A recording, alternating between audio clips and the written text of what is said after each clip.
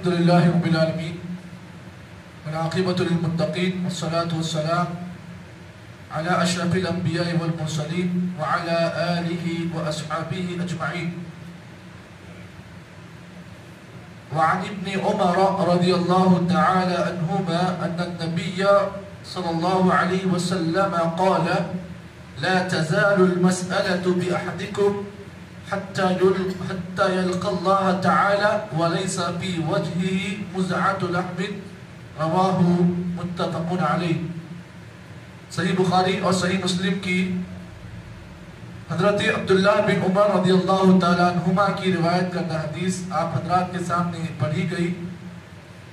اس حدیث کے اندر اللہ کے نبی محمد عربی صلی اللہ علیہ وسلم نے ان لوگوں کا انجام بیان کیا قیامت کے دن جو لوگ دنیا میں بھیک مانگنے کو اپنا پیشہ بنائے ہوئے ہیں اور بھیک اس لیے مانگتے ہیں تاکہ ان کے پیسوں میں اضافہ ہو اور ان کے مال میں دگنا ہو، اس لیے وہ لوگ مانگتے ہیں.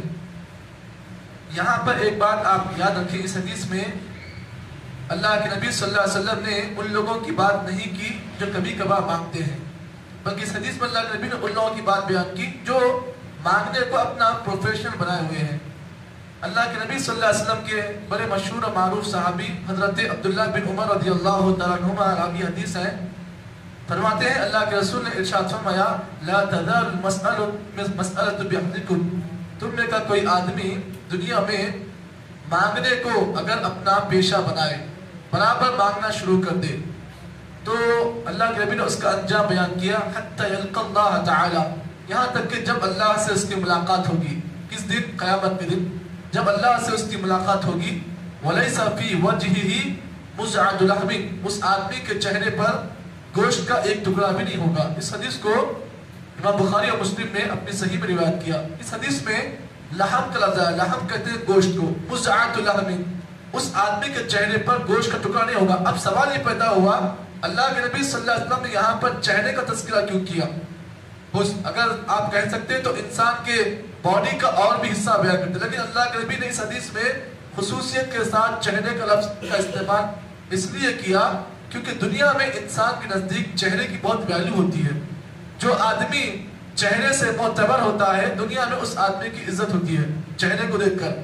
بقیہ آپ کی کسی چیز کو نہیں دیکھتے بلکہ آپ کے چہرے کو دیکھتے ہیں. آپ کا چہرہ جو ہے آئیڈینٹیفیکر ہوتا ہے، یعنی آپ کے چہرے کی پہچان سے لوگ آپ کو پہچانتے ہیں. آپ کے حلیے سے، آپ کے داڑھی سے، آپ کے جسم کے چہرے کے اعتبار سے لوگ آپ کو جانتے ہیں. اسی طریقے سے قیامت کے دن بھی جب اس آدمی کو اللہ کے پاس بلایا جائے گا، اس آدمی کا معاملہ یہ ہوگا کہ اس کے چہرے کے اوپر گوشت کا ایک ٹکڑا بھی نہیں ہوگا.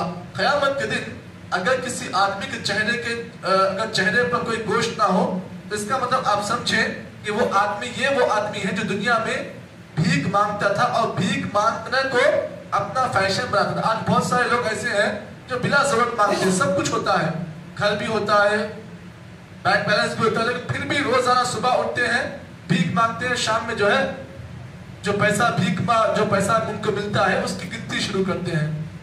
نہ خود بلکہ اپنے گھر کے پورے لوگوں کو انہوں نے اس پروفیشن پر لگا دیا ہے. آپ حیدرآباد کو جائیں آپ کو تعجب ہوگا کہ ایسے لوگ جو بھیک مانگنے کا اپنا پروفیشن بنا رہے ہیں، اگر ان کی آپ حقیقت کو دیکھیں ایک کے پاس جو ہے بڑا بڑا مکان ان کے پاس موجود ہے، لیکن پھر بھی بھیک مانگ رہے ہیں. کیوں؟ اس لیے کہ بھیک مانگنا ان کا پروفیشنل بن چکا ہے.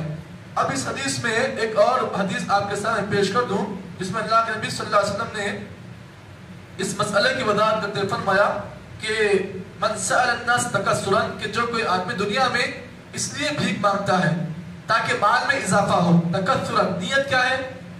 جیسے میں نے کہا کہ 99 ہے 100 کیسے کرنا. اب کوئی آدمی اگر اس نیت سے بھیک مانگتا ہے کہ بھائی میرے پاس 99 ہے 99 روپیز ہے لیکن 100 روپے کرنا ہے تو کیسے کرنا؟ اب یہاں جاتا وہاں بھیک مانگتا، یہاں جاتا اس کے پاس مانگتا.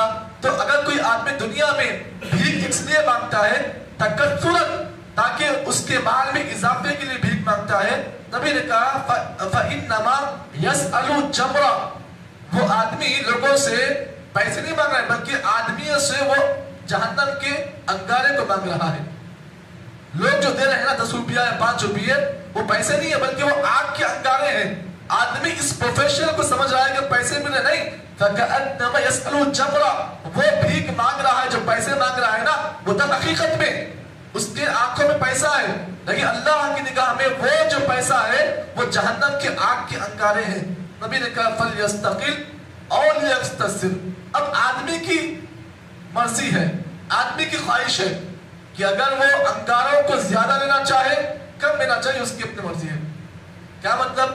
اگر بھیک میں اگر سے 5 روپے مل رہے ہیں اس کا مطلب ہے کہ چھوٹا انگارہ اس نے لے لیا، 10 روپے مل رہے ہیں اس کا مطلب ہے کہ بڑا انگارہ اس کو مل گیا، اب 20 روپیہ رہے تو اس کا مطلب اس سے بڑا انگارہ ہے۔ اب سوچئے اگر 100 روپیہ رہے تو سوچئے بہت بڑا انگارہ اس نے حاصل کر لیا۔ اس کا مطلب یہ ہے کہ آدمی کو یہ ایک حدیث چونکانے کے لیے کافی ہے، اس آدمی کے لیے جس کے دل میں ذرہ برابر ایمان ہے، اللہ کا ذرہ برابر ڈر ہے، اگر ان احادیث کو سن لے تو وہ آدمی جو ہے اس پروفیشنل کو اپنا دھندا نہ بناتا ہے، بلکہ وہ آدمی جتنا پیسہ اس کے پاس ہے اسی میں اپنی لائف گزارتا ہے۔ تو اللہ کے نبی صلی اللہ علیہ وسلم نے جو دین ہم کو اور آپ کو دیا ہے، اسلام دین، یہ دین اپنے مانگنے والوں کو بھیک مانگنے کی تعلیم نہیں دیتا ہے، بلکہ اسلام اپنے مانگنے والوں کو یہ تعلیم دیتا ہے کہ آدمی خوددار بنے، آدمی خوددار بنے، کسی کے سامنے بھی بھیک مانگنے کی نوبت نہ پڑے۔ اللہ کے نبی صلی اللہ علیہ وسلم نے اپنے صحابہ کرام کی جو تربیت کی تھی وہ ایسے کی تھی کہ اگر ان میں سے کسی صحابی کا اگر اونٹ مارنے کا یا گھوڑا مارنے کا جو درہ ہوتا، جو ہیلٹ ہوتا جس سے گھوڑے کو مارتے کہ اونٹ کو مارتے، اگر وہ بھی گر جاتا تو ایک صحابی کسی آدمی سے مدد نہیں مانگتا بلکہ وہ خود اپنے سواری سے اترتا، اس چیز کو لیتا اور اس سواری پر بیٹھتا۔ تو اللہ کے نبی نے اپنے صحابہ کرام کو اتنا خوددار بنایا تھا۔ تو ہمارے معاشرے میں آج لوگ جو ہے یہ بہت سارے لوگ پھیل چکے ہیں جو بھیک مانگ رہے ہیں۔ اب اللہ سے ہم دعا کرتے ہیں کہ اللہ رب العالمین ان تمام لوگوں کو ہدایت دے جنہوں نے اس چیز کو اپنا پروفیشن بنا لیا ہے۔ اللہ دعا کرے کہ اللہ تعالیٰ مجھے اور آپ کو جو باتیں ہم بیان کرتے ہیں سنتے ہیں، اللہ تعالیٰ اس کے مطابق عمل توفیق عطا فرمائے۔ سبحان اللہ بحمدہ، سبحانک اللہم وبحمدک، نشہد ان لا الہ الا انت، نستغفرک ونتوب الیک۔